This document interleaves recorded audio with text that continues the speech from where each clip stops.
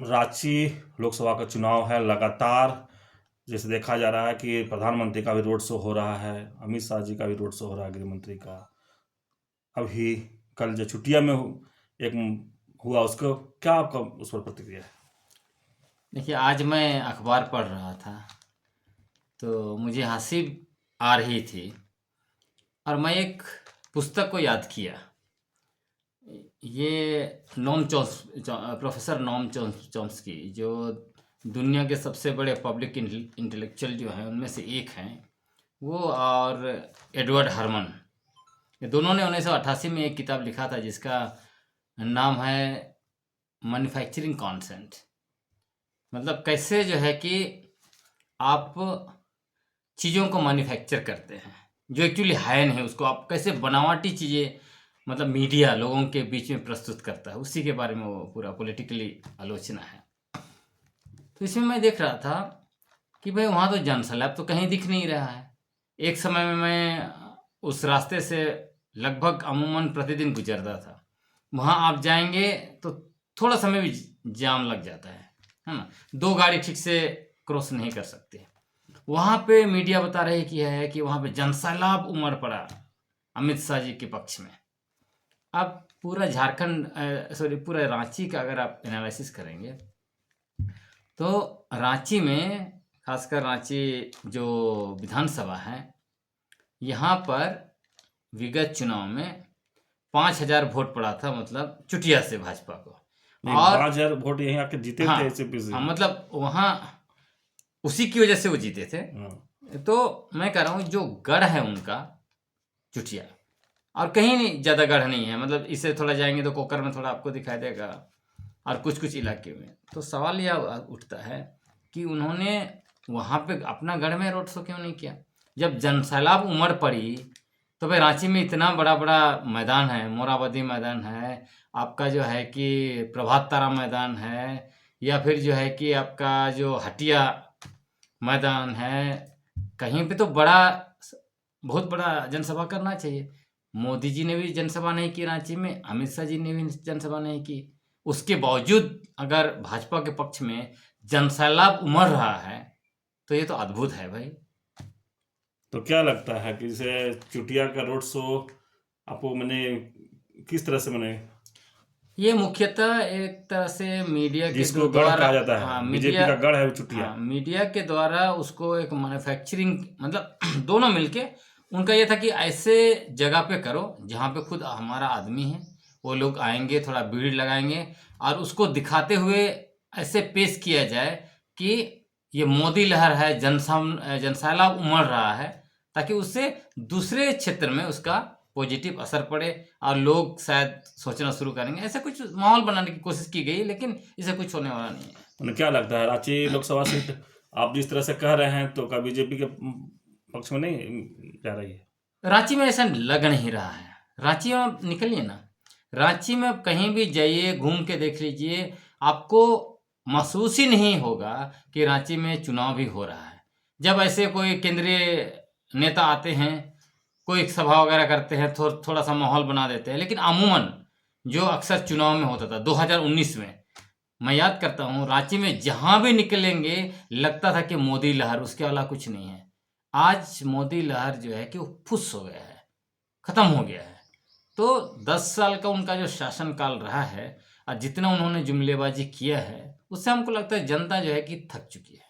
मतलब आप जिस तरह से बता रहे हैं कि जिस तरह से जुमलेबाजी की बात करें या प्रधानमंत्री मोदी की लहर की बात, खुश होने की बात कर रहे हैं, लेकिन लक्ष्मीकांत जी तो बोल रहे हैं कि 14 सीट हम झारखंड में जीत रहे हैं। तो बोलेंगे तो देश में कह रहे हैं हम 400 पार लाएंगे। अब कहने वालों को तो आप क्या क्यों रोक सकते हैं? कुछ भी कह सकते हैं। आप 4 सीट में चुनाव हुआ है, आप देख ही रहे हैं। 3 सीट तो बहुत क्लियर दिख रहा है, इंडिया गठबंधन के पक्ष में जा रही है। एक सीट में 50-50 है। उसके अलावा जो सीट में चुनाव होना है उसका भी देखिए आप। जैसे कोडरमा, कोडरमा किसी भी हालत में जो है कि भाजपा के पक्ष में नहीं जा रही है। आप देख लीजिए वहाँ जो महागठबंधन की जो, जहाँ भी मतलब रैली हो रही है, सभा हो रही है, वहाँ जनसैलाब पड़ रहा है। माले अपना सभा जहाँ कर रही है वहाँ भी जनसैलाब उमड़ पड़ रहा है। मैंने देखा कि बाबूलाल मरांडी जहाँ सभा किए हेलीकॉप्टर लेके गए हैं लोग, जो है वहाँ हेलीकॉप्टर देखने तक नहीं आए हैं। 100-200 लोग वहाँ मैंने भीड़ देखा।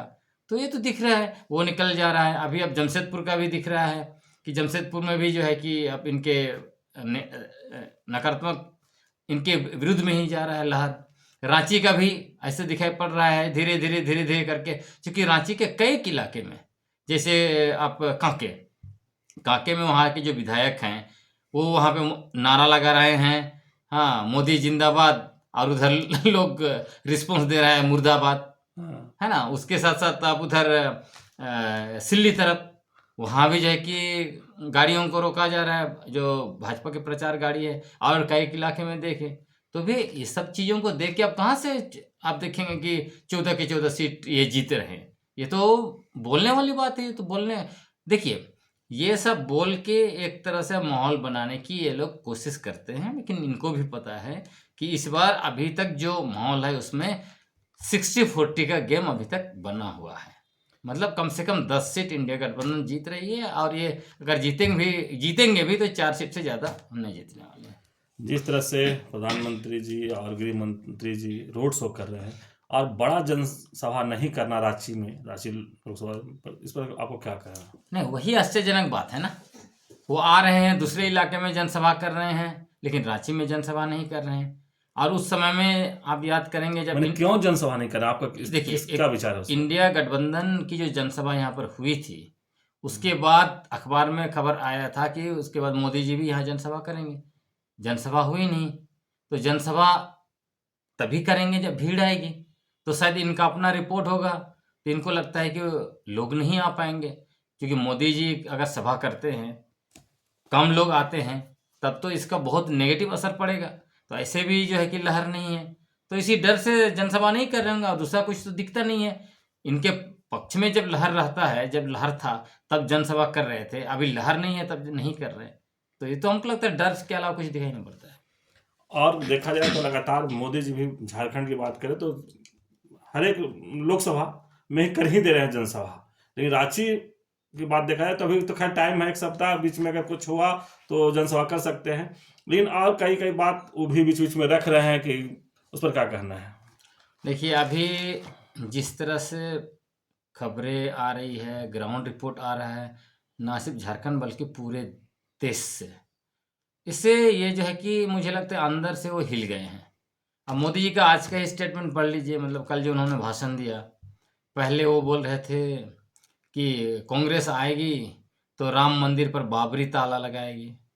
कल उन्होंने कहा है कांग्रेस और सपा मिल के जो है बाबरी मतलब राम मंदिर पर बुलडोजर चलाएंगे। तो मतलब हंसने वाली बात है ना भाई, अगर बुलडोजर चलाना है तो व्यक्ति ताला क्यों लगाएगा, सीधे बुलडोजर चलाएगा ना। तो उनका स्टेटमेंट एक के बाद एक उनका बदल रहा है। उससे जनता भी देख रही है, बहुत लोग मजा ले रहे हैं, और बहुत लोग सवाल भी उठा रहे हैं कि प्रधानमंत्री एक ऐसा पद है, प्रधानमंत्री जैसे व्यक्ति को इस तरह की बातें नहीं करनी चाहिए।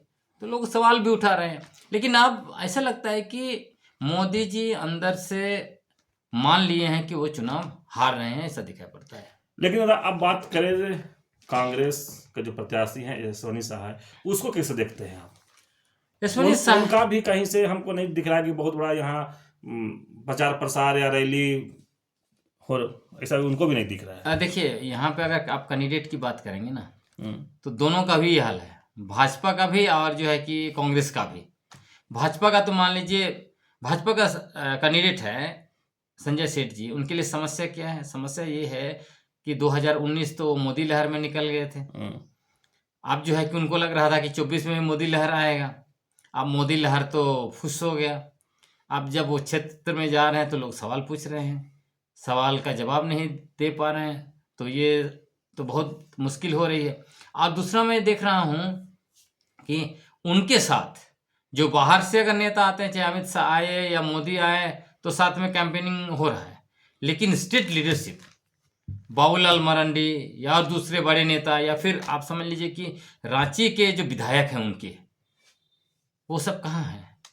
हो साथ में सकता दिखता नहीं। हो सकता है कि संजय सेठ या जो प्रदेश कमेटी के जो नेता लोग हैं वो श्योर होंगे कि रांची सीट हम जीत रहे हैं।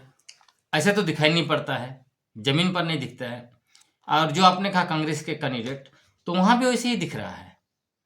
सुबोध कांत सहाय जी अपनी बेटी को लेके घूम रहे हैं, और उनके साथ कौन घूम रहे हैं? उनके साथ जो घूम रहे हैं वो आदिवासी एक्टिविस्ट लोग घूम रहे हैं। हाँ, तो यह भी गजब का चीज़ है। और मैं देख रहा हूँ कि आखिर ये लीडरशिप में दोनों पार्टियों में हो क्या रहा है स्टेट लीडरशिप के साथ। अब झारखंड में चुनाव अभी बाकी है, और झारखंड के कांग्रेस के कार्यकारी अध्यक्ष चले गए उड़ीसा में प्रचार करने के लिए, और उनके जो बड़े लीडर जैसे दयामनी बारला पार्टी ज्वाइन की, अभी वो जाके उड़ीसा में प्रचार कर रही है। उनको मैंने देखा विनोद सिंह के लिए प्रचार करने के लिए हो गई थी, खूंटी इलाके में उन्होंने जबरदस्त प्रचार किया, लेकिन रांची में हमने उनको नहीं देखा कहीं प्रचार करते हुए। तो ये मतलब दोनों पार्टी में क्या हो रहा है ये समझना बहुत मुश्किल है। लेकिन अगर आप देखेंगे कि धीरे धीरे जो कैंपेन आगे जो बढ़ रही है उसके अनुसार इसको 50-50 आप मान सकते हैं कि अभी 50-50 में है, ये किधर भी जा सकती है। लेकिन चूंकि सुबोध कांत साहब भी अपने ज़माने में बहुत बड़े मतलब खिलाड़ी रहे हैं, तो वो अपने तरीके से 1-to-1 कैंपेन कर रहे हैं, तो हमको लगता है उसका भी असर पड़ेगा। तो ये आने वाले समय में कांटे का टक्कर तो रहेगा। हालांकि कुछ जो समृद्ध आदिवासी परिवार हैं, जिसको मैं हमेशा कहता हूँ कि आरक्षण का जिनको सबसे ज़्यादा फायदा मिला है, नौकरी मिली है, शिक्षित हैं, समृद्ध हो गए हैं, बड़े बड़े नौकरी करते हैं, वो लोग जो एक आदिवासी कैंडिडेट खड़े हैं उनके पक्ष में वोट देने की बातें कर रहे हैं। तो अगर वो वोट काटने में सक्षम होते हैं तब तो इसका फायदा बीजेपी को सीधे मिलेगा। अगर वो वोट काटने में सक्षम नहीं होते हैं तब हमको लगता है कि कांग्रेस के पक्ष में जा सकती है। हालांकि बहुत स्पष्ट संदेश लोग दे रहे हैं। और इसमें आप देखिएगा कि सरना धाड़ा, चाहे वो बंधन टिका का ग्रुप हो, चाहे वो केंद्रीय सरना समिति अजय तिर्की का ग्रुप का, ये दोनों लोग जो है वो सुबोध कांत सहाय तो नहीं बोलेंगे, लेकिन मतलब अगर सीधे बोलेंगे तो चूंकि उनकी बेटी खड़ी है, लेकिन वो इंडिया गठबंधन को, और उनका आर्गुमेंट भी है कि इस समय हम लोगों को संविधान बचाना है, लोकतंत्र बचाना है, और अपने अधिकारों को बचाने के लिए इंडिया गठबंधन को वोट देना है।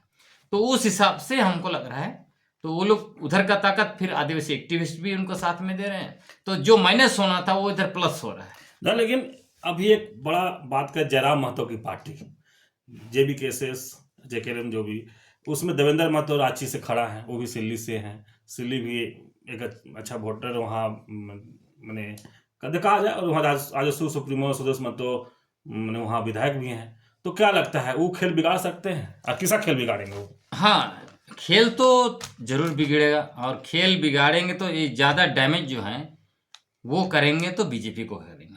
क्यों बीजेपी को करेंगे? अगर यहाँ का आप सिल्ली या इस क्षेत्र में जो महतो हैं, कुर्मी महतो, उसको आप देखेंगे तो ये लार्जली किन के वोटर्स रहे हैं?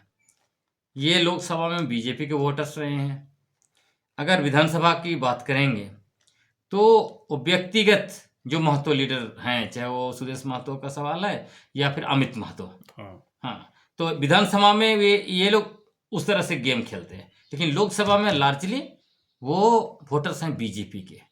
तो जो जेपी के एस जो डेंट लगा रही है वो डायरेक्ट बीजेपी को डेंट लगा रही है, और इसका फायदा जो है कांग्रेस को मिलेगा। लेकिन रामटहल चौधरी भी बीजेपी में चल गए हैं।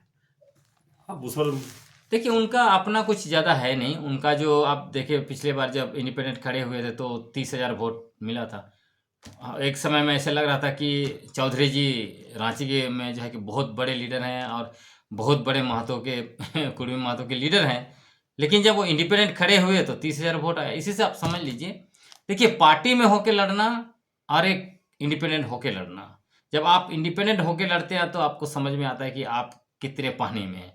तो उनका बहुत कुछ फर्क नहीं पड़ता। और अभी लोगों ने देखा ना, वो टिकट के लिए कांग्रेस गए थे, तुरंत बीजेपी में आ गए, तो उससे बहुत कुछ होने वाला नहीं है। एक और पर्चा है ग्लेडसन डुंगडुंग एक्टिविस्ट लेकर,